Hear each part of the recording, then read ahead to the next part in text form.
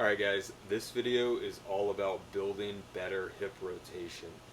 If you're new to mobility work, the best place to start is getting a joint to rotate better. It really translates to any movement you do with that joint. So for the hips, if your goal is as simple as you just want some better hip extension or you want to be able to touch your toes, first working on the joint's ability to rotate is huge. And then if down the road you want to work on the pancake stretch, the front split, the middle split, if you've got these joints that rotate well, all that stuff is going to be more attainable. So within this program, there's 3 drills, and the first two, the sideline hip rotation and the hip car, a big component of each of those is getting the hip to disassociate from the pelvis. You have to be very mindful of when you're going through the movement, you're just moving at the hip. It's easy to mess up and it's easy to want to kind of force a little bit more range of motion, but by doing that, you're moving from the pelvis as well, and that's just a bad habit to reinforce. It could lead to injury down the road, especially if you're using a lot of hip rotation in a sport. So on those 2 drills especially, make sure you're disassociating hip from the pelvis. The 3rd drill, the Shin Box Lift, we are working on hip rotation, but we're doing it in a nice slow manner, and we're fighting gravity on the way down to build some strength through that rotational capacity.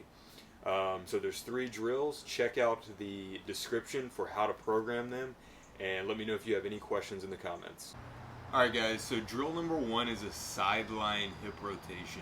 The biggest thing we want to focus on this drill is isolating the hip from the pelvis. So we're going to be on our side, the legs will be stacked, kind of in this sexy pose position. This leg I'm going to elevate off my bottom leg, and from here I'm going to pay attention to my pelvis. I don't want it falling back. I don't want it dipping forward. Where the bone of the pelvis is right here, I want it to stay there during the entire movement. So it's nice to keep a finger right there just so you know where it is in space. So the first thing we're going to do is raise the knee up as high as we can, externally rotating the hip. Pause in end range there, slowly rotate down and lift the foot, internally rotating the hip, pause there as well, and back up. Nice, slow, smooth movement.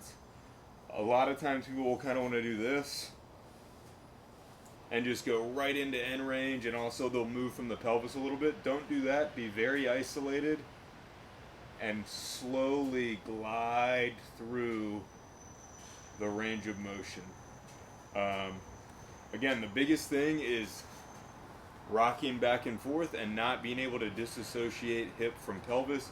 So take your time on that, really think through it, and that'll help build that body awareness of where your hip is in space. Drill 2 is a hip controlled articular rotation, also known as a hip car. We're going to be set up in this hands and knees position, and again, just like the first drill, we're really isolating the hip from the pelvis. So we want to lock in this position. We want to press through the floor. We want to keep the elbow straight. We want to tense the abs a bit. And we want to be mindful of where our pelvis is. We don't want our pelvis to move. We just want to rotate from the hip. So we're locked in here. The first thing we're going to do is we're going to bring a knee forward into hip flexion as much as we can. Then slowly come out to the side, lifting as high as we can. Once we hit an end point here, we'll lift the foot up to internally rotate as much as we can. Then we'll lift the knee higher and kind of swoop it around into hip extension, then drop the knee and then reverse it. Knee up as high as we can, slowly bring it out to the side, rotating the hip, and bring it back into that hip flexion and reset it. The biggest mistake people make is they just go way too fast through this movement, and that leads to compensations all over the place. So a bad rep would look kind of like this.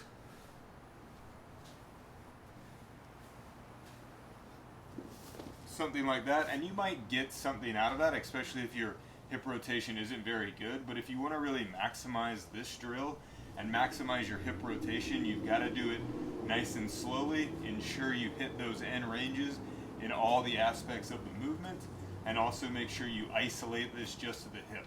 So let's take a look at a good rep again.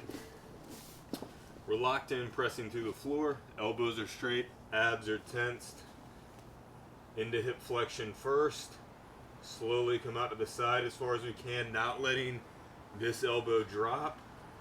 Lifting the foot up, internal rotation. Keep lifting the knee high as I swoop around. Bring the knee down, reverse it, knee up high. Bring it to the outside, keeping it high, and bring it back around. Again, I can't stress enough, do not let the rest of the body move. Keep this isolated to the hip.